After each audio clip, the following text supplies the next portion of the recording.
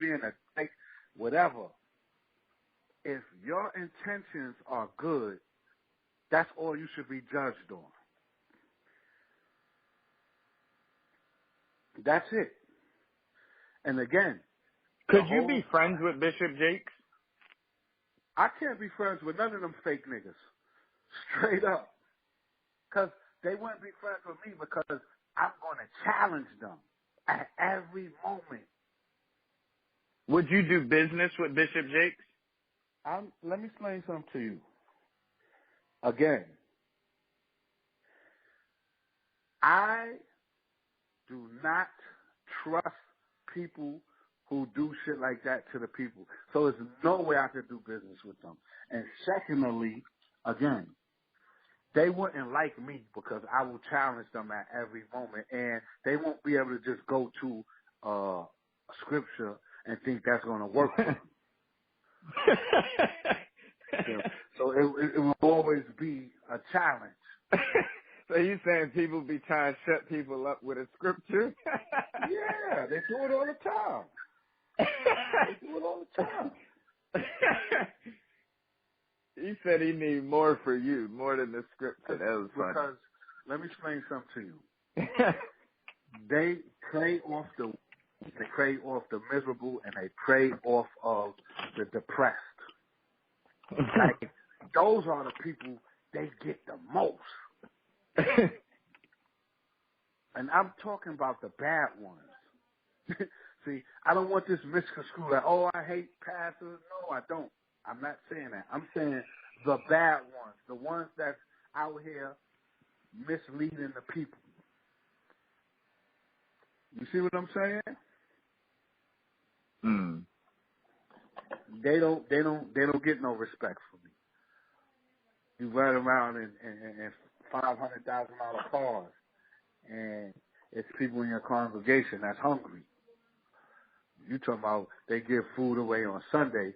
What about Monday through Saturday? Shit. Shit means nothing. No, and it ain't their obligation. But if that's the occupation you choose, then it does become your obligation. You know? Like, again, they also teach us to forgive our oppressors. See, now I'm not in accordance with that neither. Forgive your oppressors? Yeah, I'm not with that. No. Did you What see you that mean? black? Did you see the Black Pastor Summit in the White House that just happened 2-3 weeks ago? With all the black pastors that was with Trump. Oh, thank you, Mr. Trump, for having us here. We appreciate it, Mr. Trump, and all this shit. Go Google it. It's on YouTube. Yeah. This motherfucker got all the alt-right in his cabinet, which is pro-white, white power, all this shit. They don't believe that black people should be having babies with white people. They believe we are inferior to them and they're superior to us. Now, this is all the people he got in his cabinet. But he calls a summit, snaps his finger, and all the black pastors go up there and meet with him.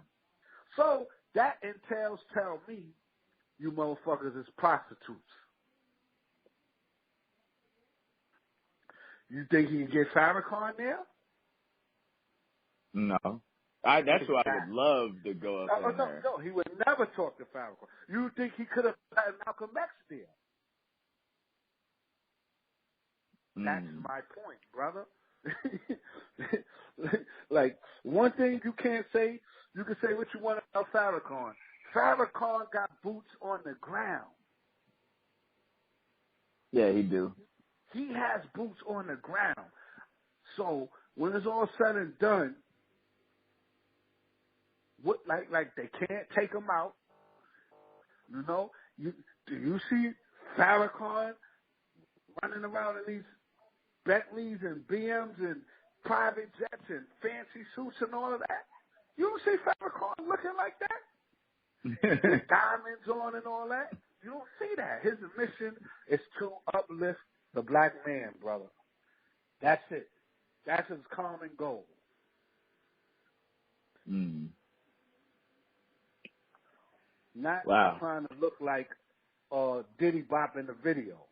He ain't trying to look like Diddy in the Been Around the World video. Like Creflo these niggas is trying to do. You niggas y'all look like the old players.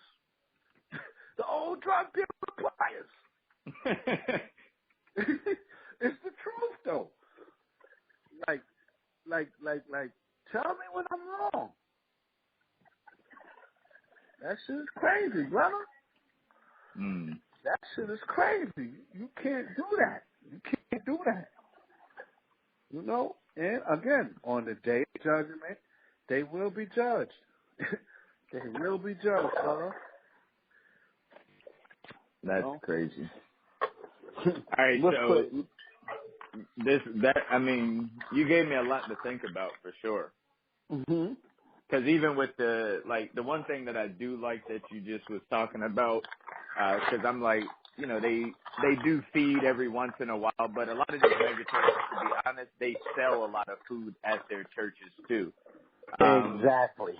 But I can see, because remember that whole thing with Joel Osteen, he didn't open it up in Houston. Exactly. He didn't want the riffraff in his church. Right. You see what I'm saying? But they're good to take that money on Sunday when we can control it. When we and have that should be a no-brainer. That should be like, yo, there's a hurricane. It's a flood. Call my church. Right. This is what I'm trying to say. When it's beneficial to me, y'all could come in. When it's beneficial to y'all, y'all can't come in. It's a big difference, brother. Big that was difference. key. And now I'm gonna explain something else to you. You see what you just said about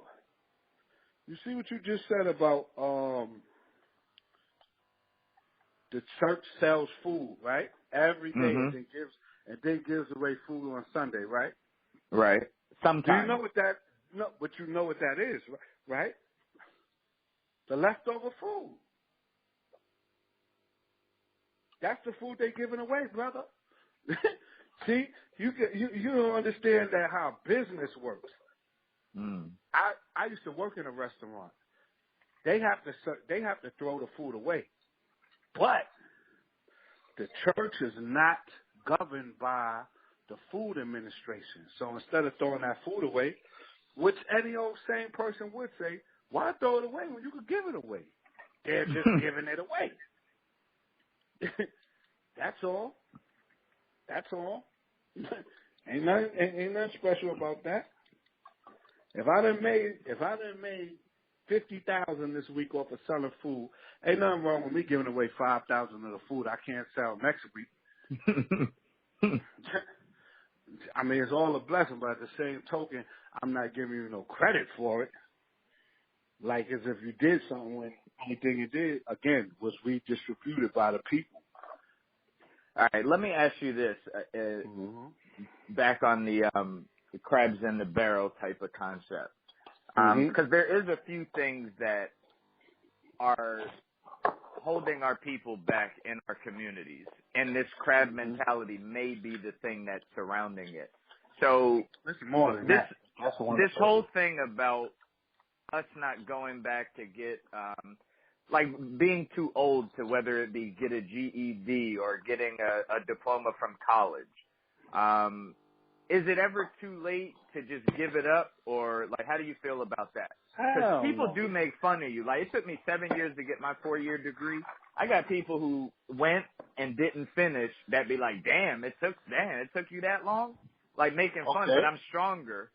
But I know that's holding some people back. Do you care about what people think? Not at all. Because especially if they didn't do it. Yeah, that's one thing. You can't care about what people think. You're never too old to get your degree. You're never too old to better yourself. There's a saying that says, you're never too old to learn and you're never too young to teach. So with that being said, if you was 50 years old and you went and got your degree and it enables you to make more money or just better yourself or even make you feel better as a person, then why not go for it? Who cares who makes fun of what? Like, see, that's another thing, just like how you said, caught up in the crabs in the barrel thing. Another thing that hinders us is we care too much about what people think and say about us. And that's why we drive cars we can't afford. We live in houses we can't afford. We're in so much financial debt because we want people to look at us and say, he has it. Whatever it is, he got it. She has it. It's women that literally lives in the projects that wear Gucci bags and red bottoms. So that tells you care what people think. But you're not really thinking on the highest level. Speaking of Gucci bags, how do you feel about these knockoff Gucci, these knockoff bags? And I rather real Gucci bags, so I don't know about knockoff stuff. Yeah, but how do you feel about that? Because in my opinion, I respect someone who goes to Walmart and grabs a pocketbook from there, as opposed to getting a knockoff bag of a Gucci bag. Well, yeah, you should get a knockoff nothing. You should actually, like you said, if you can't afford it, you shouldn't want it. That's number one. But there's a side to it. If you can afford it and you want it, go for it. Again, like I told you, there's nothing wrong with wanting nice things. There's nothing wrong with that. But there's something wrong with wanting nice things to the point where you buy there's something not wrong real with wanting something you can't afford. I just hate the idea of buying a fake pocketbook. Yeah, but that's not just a pocketbook. People buy fake watches. People buy fake jewelry. They buy fake. But what does that mean to you? Like, what is that? That when you like what I just told you, they care about what people think. So since they can't afford something, they have to have the illusion of they have it anyway. So that just tells me a lot about the person. They know it's not real. They know, but they think that other people don't know. You remember that Biggie verse? He said, "You want to see the inside? I see you later. Here come the drama. Oh, that's that nigga with the fake. Blow. Why you playing?" Yeah, but you gotta understand something. There's a lot of rappers that wear fake jewelry. There's a lot of rich people that wear fake jewelry. And you know what they are? Smart. Wait, why is that? Why? Okay. For instance, right? See, it's all predicated on your quality of life. If you really, really, really have money, right? You can buy you can buy the real stuff. There's nothing wrong with that. But now, if you really, really have money, but you don't, and you look at these things as liabilities, like I don't want to buy just say for instance, right? If you was a successful rapper, like let's just say like Ludacris, you probably got 20, 30 million in the bank, right? And you say to yourself now, but when I first became Ludacris, I spent money and I used to buy Lamborghinis for $300,000. And as soon as I drove it off the lot, it depreciated, and it took too long to get rid of. So now, Ludacris might say, I evolved. I'm more mature. I still have to have a Lambo to sell my music, but I don't want to buy a Lambo. So now, I'm going to just rent a Lambo. And people will see me out and think I own the Lambo because I really got the money. And I don't want to wear a real Rolex because I don't want to spend $50,000 on a watch. I'll just go get a fake Rolex. They're going to think it's real because I'm Ludacris, and so be it. Now, that's considered smart because he's not taking no losses. But now, if you're broke, and you ain't supposed to have those things, but you're running around here with the perception that you do have these things, then you're a clown. You see what I'm saying, how that works? So, it's again, perception. You know, you ever heard that saying, right? Perception is 90% reality? So that's the thing. The perception of you, people would think is really your reality. And sometimes it's not. You know? All right, like what about job? Okay. Go ahead. No, I was just going to say. What about jobs? What about